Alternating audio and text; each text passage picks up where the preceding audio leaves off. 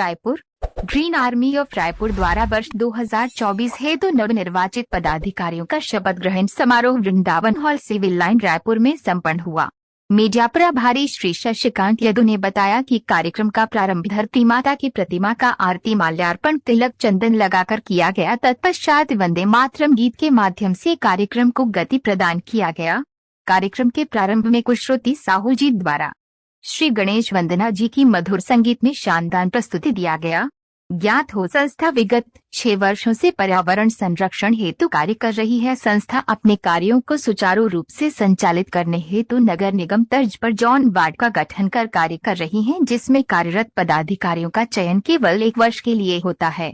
इसी कड़ी में आज 15 जॉन से नवनिर्वाचित अध्यक्षों, सचिवों एवं नए सदस्यों हेतु शपथ ग्रहण समारोह का आयोजन किया गया।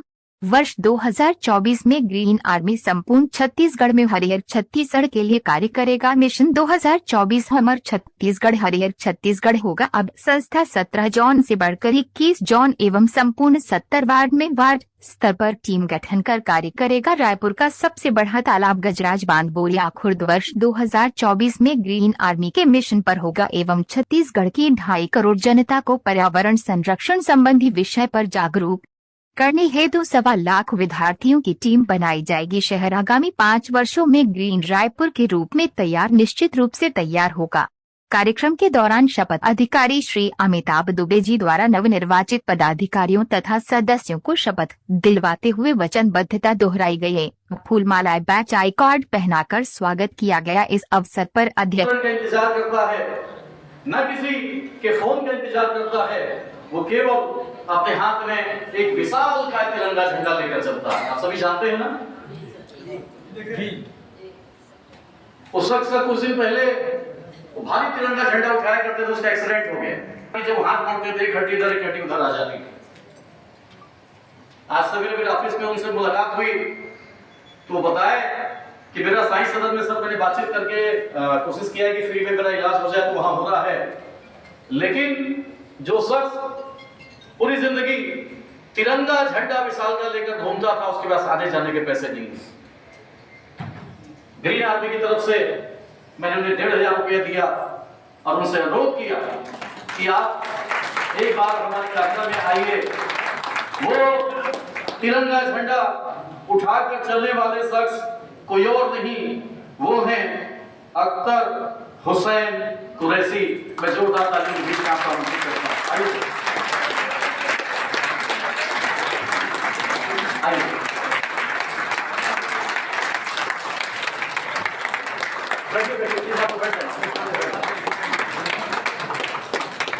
दोनों हाथ उनके टूट चुके हैं, एक हाथ में राड डला है। क्वेश्चन में नहीं है कि तिरंगा झंडा तो दूर, वो खाना नहीं खा सकते सीधे हाथ से। इस बुरी कदर टूटा है, केस इतना बिगड़ा है। जब सुबह मेरे पास में आया मैं आश्चर्यचकित हो गया। मैंने उनसे पूछा कि भैया आपको क्या चाहिए बताइए। मुझे तो एक जिम्मेदारी देते हैं कि जब भी जरूरत पड़े एक छोटा सा तिरंगा झंडा इनके सूट में सिलवाइए, थैला बनवाइए, ताकि इनको हाथ से पकड़ने की जरूरत ना पड़े। और एक तिरंगा झंडा छोटा सा जो बनाते हैं ना साइज, जो हम लोग यूज करते हैं, उस साइज का तिरंगा झंडा, और जब भी इनको जरूरत पड़ेगा एक तिरंगा झंडा हम प्रोवाइड करेंगे। दूसरी बात, इनके पास आजीविका की कोई साधन नहीं है। ये पूरे समाज में पूरे न हिंदू न मुसलमान न सिख न ईसाई, ग्रीन आर्मी की तरफ से हम सब ये आपको प्रॉमिस करते हैं कि आप अपना इलाज करवाइए और आपके घर में पूरे जिम्मे। ये वो सदस्य जिंदगी भर तिरंगा उठाएगा। देखिए उनको पकड़िए, उनकी हालत ठीक नहीं है।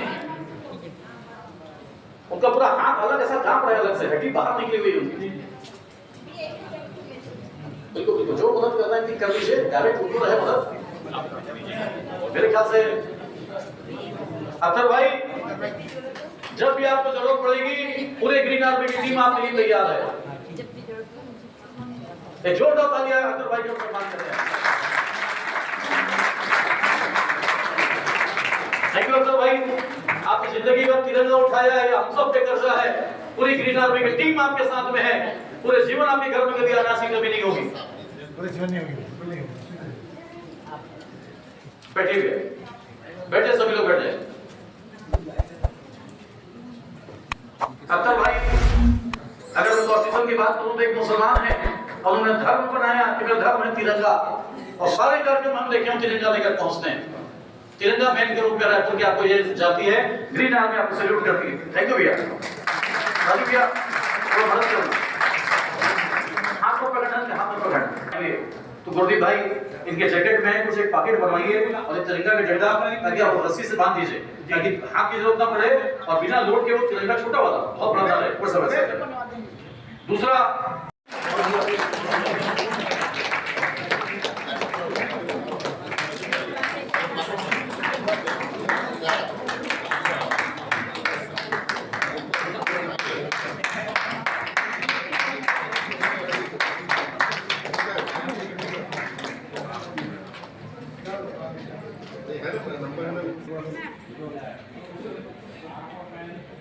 रोहित त्रिपाठी को बहुत अच्छा था।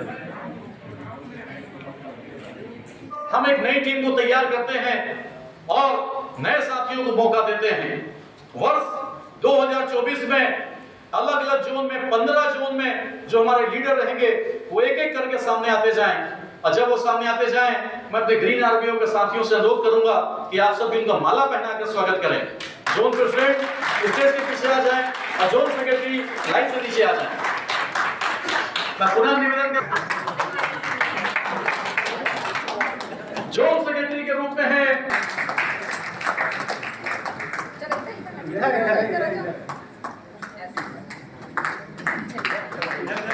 वर्मा,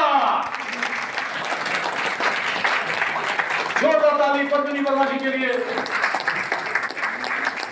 और सेंटर में आते जाओ। धुआंधार तरीके से काम करने के लिए ग्रीन आर्मी में एक ऐसा शख्स प्रेसिडेंट बनने जा रहा है जो रियल में इंडियन आर्मी में इन्होंने अपनी सेवाएं दी हैं। ये हमारे देश के सेना में अपनी सेवाएं देने वाले शख्स हैं और ग्रीन आर्मी में अपनी सेवाएं देंगे। गजमोहन साहू जी के साथ में करने से करना है कि जोन में अगर काम करना है, जोरदार ताली श्याम बघेल जी के लिए, हमारे बड़े भाई के लिए जोरदार ताली के रूप में श्याम बघेल जी उपस्थित हैं। मैं आपको आमंत्रित करता हूं सम्मुख और इनके साथ कंधे से कंधा मिलाकर साथ देने के लिए जोन सेक्रेटरी के पोस्ट में कोई और नहीं, नारायण सेन जी हैं, साक्षात नारायण जी हैं जो इनके साथ में जोन सेक्रेटरी के रूप में सम्मुख आए हैं। जोरदार ताली नारायण सेन जी के लिए। दोस्तों, नदिया के पार भी दुनिया है, नदी के उस पार भी ग्रीन आर्मी है जिसका हमने नाम दिया है अमलेश्वर जोन।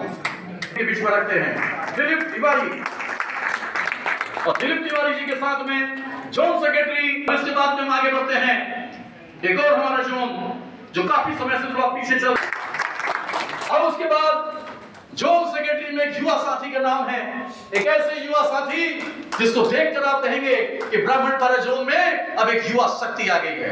वो कोई और नहीं, मेरे छोटे भाई आकाश पांडे। आकाश पांडे, आकाश जी बहुत बहुत स्वागत है, सम्मान है आपका। आइए प्लीज। गुड़ियाली जोन भाई हितेंद्र साहू जी ने काफी मेहनत की और लगातार इस पर काम चल रहा है। अपना नाम ले। सत्यनिष्ठा से यह प्रतिज्ञा लेता हूं कि मैं ग्रीन आर्मी के उद्देश्यों का, इसके नीतियों का निष्ठापूर्वक पालन करूंगा। और अपने जोन का नाम लें, अपने पद का नाम लें। पद का, जिम्मेदारियों का निष्ठापूर्वक प्रतिपादन करूंगा और सदैव इसकी मर्यादा और गरिमा को बनाए रखूंगा। अपने पद के अनुरूप जो भी कार्य मुझे करने होंगे उसको पूरी ईमानदारी के साथ मैं करता रहूंगा। मैं आज यह शपथ लेता हूं। जोरदार ताली आप सभी के लिए। आप सभी को बहुत बहुत शुभकामनाएं, बहुत बहुत बधाई। का जो शपथ ग्रहण समारोह रखा गया है, तो इसमें यह है कितने सालों से चल रहा है और ये अब और कहाँ तक जाने वाला है? ग्रीन आर्मी का 7वां साल है। 2017 से हमने ग्रीन आर्मी स्टार्ट किया था। इसका एकमात्र उद्देश्य यही है कि हम पर्यावरण संरक्षण के लिए 24/7 काम करें। बहुत सारी संस्थाओं में हम काम करते थे, लेकिन उसमें पार्ट टाइम में काम में पर्यावरण होता था। जब बारिश हुई तो हमने वृक्षारोपण कर लिया, जब गर्मी पड़ी तो सेफ वाटर कर लिया। जब पूरे हमने इसका स्टडी किया तो ये समझ में आया कि इसमें बहुत लेकुना है, बहुत कमी है। एक ऐसे टीम की ज़रूरत है जो आर्मी के स्टाइल में काम करे और जिसका एकमात्र उद्देश्य होना चाहिए, चाहे वो गर्मी के दिन हो, बरसात का हो, ठंड का हो, कोई भी दिन हो, हम पेड़ों के लिए काम करें। कभी पेड़ लगाएं, गर्मी में पेड़ों को पानी दें, बाकी टाइम में उसमें और उसकी सेवाएं करें। और सेफ वाटर केवल गर्मी के दिन में नहीं, वरन बरसात के दिन में भी उसके बारिश के जल को कैसा संचित करें, बहुत सारी चीज़ें हैं। तो केवल यही हमारा उद्देश्य होना चाहिए, पर्यावरण संरक्षण कैसे करें।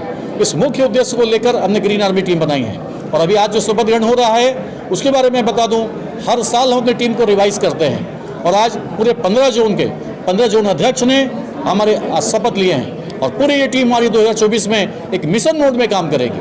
रायपुर के हर वार्ड में, हर जोन में हम इलाके छांट रहे हैं, जगह देख रहे हैं, स्कूल कॉलेज को देख रहे हैं, खुला एरिया देख रहे हैं जहाँ पे हम अपने कार्य को अंजाम दे सकें। अभी तक आप लोग कितने वार्डों में और कितने पौधे लगा पाए हैं और उसमें से कितने संरक्षित रख पाए हैं? सबसे बड़ी समस्या प्रॉब्लम यही होता है कि पेड़ तो लगा देते हैं लेकिन करीब 60-70% पौधे मर जाया करते थे। इसी चिंता को लेकर ग्रीन आर्मी ने अपना काम स्टार्ट किया। हमारे लगभग 80% पौधे जिंदा रहते हैं। अब तक इन 7 सालों में लगभग 2.5 लाख पौधे हम लगा चुके हैं। तो सर, अभी तक के शासकीय योजनाओं के तहत जो ऑक्सीजन बनाई गई थी वो पूरे रूप से अब सरकार की योजना जो है फ्लॉप होते नजर आ रहे हैं। इसके लिए ग्रीन आर्मी क्या दखल देगी सर?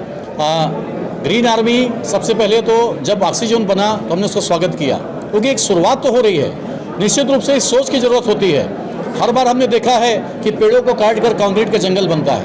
पहली बार हमने देखा है कि कलेक्ट्रेट के पास में बिल्डिंगों को तोड़कर एक गार्डन का वातावरण बन रहा है। तो एक शुरुआत तो है। हमें लगता है कि इस ऐसे पहल का स्वागत करना चाहिए और नो डाउट हर जगह कहीं ना कोई कमी बेसी होती है, कुछ उसमें कमियां होंगी। हम उसमें उंगली ना उठाएं, हम उसका साथ दें। तो हम तो शासन प्रशासन से ये बोलते हैं कि भाई आप जो प्रोजेक्ट कर रहे हैं, जो काम कर रहे हैं उसको बताइए, हम आपके साथ में हैं। अगर कोई कमी है तो हम साथ उसमें देंगे। इसमें शासन का आपको कितना सहयोग, कितना प्रतिशत सहयोग मिल रहा है? शासन से हम लोग जब पेड़ मांगते हैं हमको पेड़ मिल जाता है। हम हर साल फॉरेस्ट डिपार्टमेंट से लगभग 25,000 से लेकर 50,000 के पौधे हमको उपलब्ध होते हैं। ट्री गार्ड हमको नहीं मिल पा रहे हैं, एक बड़ी समस्या है। नगर निगम से हम जगह मांगते हैं, जगह मिल जाती है। तालाबों के पार के किनारे हम अनुमति मांगते हैं, अनुमति हमको मिल जाती है। लेकिन कुछ एक चीज़ें हैं जो और होनी चाहिए, जैसे तालाब की सफाई, वो हमारे हिसाब से नहीं हो पाती। तालाबों का सौंदर्यीकरण होता है। आज रायपुर में 100-125 तालाब हैं, 1-2 तालाब में 5-7 करोड़ खर्चा हो जाते हैं। बाकी तालाब मैं कचरे के डब्बा बोलता हूँ, उसको तालाब नहीं। अब इतना गंदा पानी है, नहाना तो दूर, पीना तो दूर, आप छू नहीं सकते उसको। अच्छा, अब सबसे बड़ा सवाल ये है कि गजराज बांध को बचाने के लिए जो आप लोगों ने एक मुहिम चलाई थी, वो मुहिम कहाँ तक पहुँच पाई है? गजराज बांध हमारा ड्रीम प्रोजेक्ट है। जल है तो जीवन है। गजराज बांध को अगर हम नहीं बचा सके तो हम ग्रीन आर्मी को खत्म कर देंगे, ये हमारा संकल्प है। आज हमारे बीच में यहाँ जितेंद्र धुरंधर जी बैठे हैं, जो पिछले 20 सालों से उस इलाके में बुरिया खुर्द में उस तालाब के लिए संघर्ष कर रहे हैं। आज हमारे बीच में अठवानी जी हैं, मोहन भाई हैं, और वहाँ बुरिया खुर्द के जन समुदाय को हमने इकट्ठा किया है और वहाँ पे हम लोकल जो लोग हैं उनको इस्तेमाल कर रहे हैं। उन सबको लेकर हम सारे मंत्रियों के पास में, सांसद के पास में, विधायकों के पास में जा रहे हैं। हम लोग पिछले समय 70 पार्षद के पास में ज्ञापन दिए थे कि गजराज बांध को बचाने के लिए काम करें। हमारा कोई और दूसरा एजेंडा नहीं है। किसी हम कंक्रीटीकरण की, सौंदर्यीकरण की बात नहीं करते। हम ये बोलते हैं कि तालाब के एरिया में गहरीकरण होना चाहिए, वाटर बॉडी बढ़ना चाहिए। और ये मैं दावे से साथ कह सकता हूँ कि अगर ये वाटर बॉडी बन गया तो आगामी 50 साल में रायपुर में जल की जो भूजल की समस्या है वो समस्या दूर हो जाएगी। मेरा नाम अमिताभ दुबे, मैं ग्रीन आर्मी के फाउंडर हूँ। साथ में मेरे ग्रीन आर्मी के वर्तमान अध्यक्ष हैं, हमारे अतिथि हैं तेज अडवाणी जी और धुरंधर जी।